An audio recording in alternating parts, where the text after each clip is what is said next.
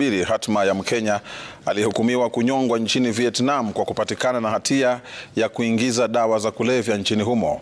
Margaret Nduta alitarajiwa kunyongwa hapo jana, huku sasa Wizara ya Mambo ya Kigeni nchini ikisema inatumia ubalozi wake nchini Thailand katika juhudi za lala salama kujaribu kumwokoa. Brenda Wanga ana maelezo zaidi ya taarifa hiyo.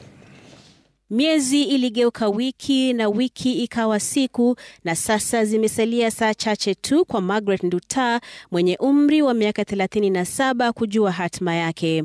Huenda mama huyo wa mtoto mmoja kasalia na saa chache kabla ya kifo chake iwapo juhudi za lala salama za serikali ya Kenya za kujaribu kumwokoa hazitafua dafu.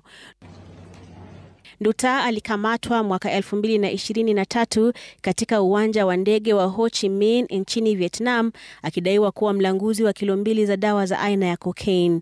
Nduta alishtakiwa na kupatikana na hatia na kisha akahukumiwa kifo. Hatma yake inaendelea kuzua hisia hapa nchini, huku serikali ikiendelea kujaribu kuzungumza na serikali ya Vietnam kusitisha uamuzi huo na kumsafirisha hadi Kenya. Wizara ya Masuala ya Kigeni kupitia kwa katibu wake Korir Sing'oei inasisitiza kwamba inaweka kila juhudi kuzuia hukumu hiyo ya kifo kutekelezwa. Sing'oei aliambia runinga ya Citizen kwamba serikali inatafuta msamaha rasmi na ilikuwa na matumaini kwamba juhudi zake angalau zingempa Nduta siku chache na familia yake.